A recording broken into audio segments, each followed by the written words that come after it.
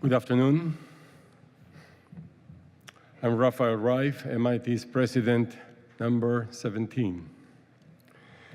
To all of Paul's friends and colleagues, to the Gray family, and to our beloved Priscilla, it's an honor to open this celebration of Paul's remarkable life.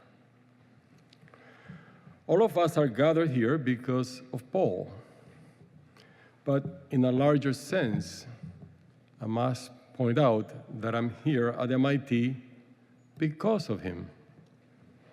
And that may be true for many of you too. For me, it's because in the 1980s, MIT was in a fierce competition with other top academic institutions for leadership in electrical engineering. As president, Paul understood that MIT urgently needed to create what we ended up calling MTL, the Microsystems Technology Laboratories. Launching MTL had the important effect of keeping MIT at the forefront of the field, and incidentally, it kept me here on the faculty. So I'm a direct beneficiary of Paul's clear vision and exceptional ability to get things done. As you can see from your programs, our speakers today and the program itself explore many dimensions of Paul's life story. So I will not attempt to capture it myself. Instead, I will reflect on a few lessons he taught us all through the eloquence of his example.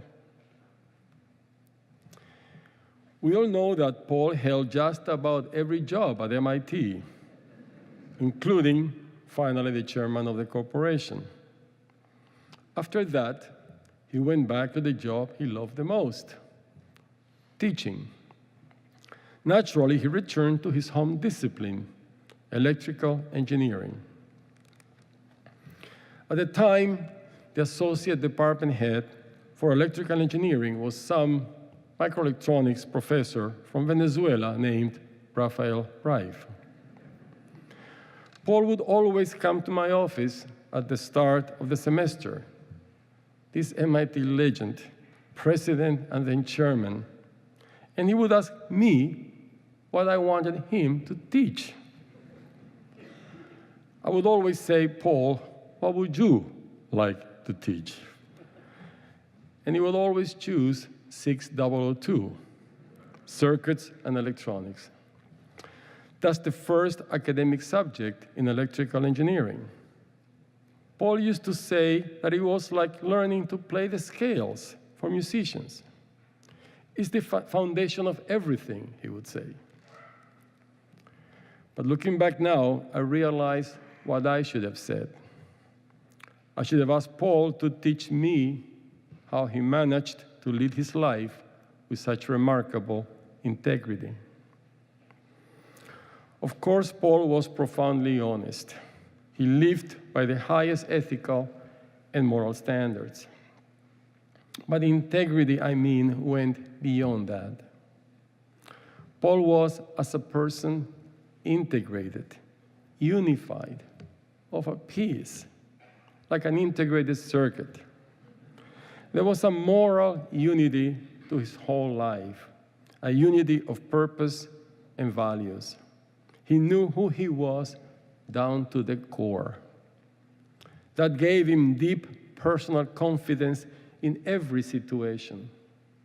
And it gave everyone else perfect confidence that he would always do the right thing. And he always did. Over time, I had the opportunity to ask Paul for all kinds of advice. To be a new provost or president here, facing your first big crisis, and to have his counsel, it was a gift. All of us who came after him in those jobs felt incredibly fortunate to know him. And there may never have been a better manager of a university than Paul Gray. His memory on every issue and his knowledge of the budget were humbling.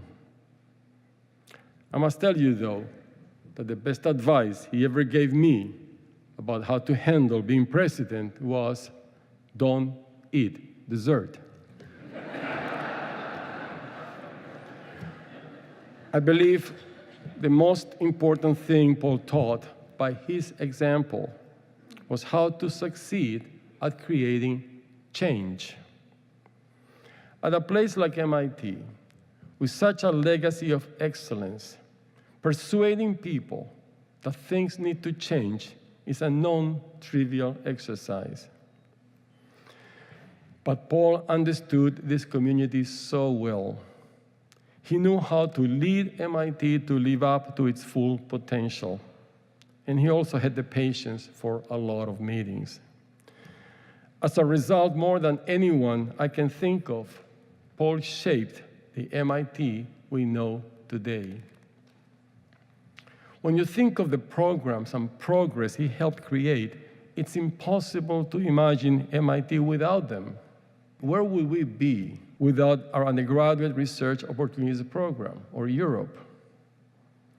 How did first-year students ever manage without pass, no record? Would MIT even be MIT if we did not welcome talented people from every background and did not turn outward to engage the world? Each of these developments represented, at the time, serious, startling change.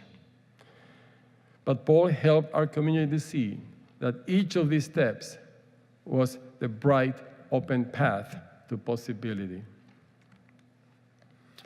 I close with one final Paul Gray lesson. As a white male who arrived when the Institute itself was overwhelmingly white and male, Paul was not an obvious candidate to lead MIT into a new era of diversity. But as we will hear today, he certainly did. And through that work, he proved something extremely important, that in the life of our community, cultural change and moral growth are possible and imperative.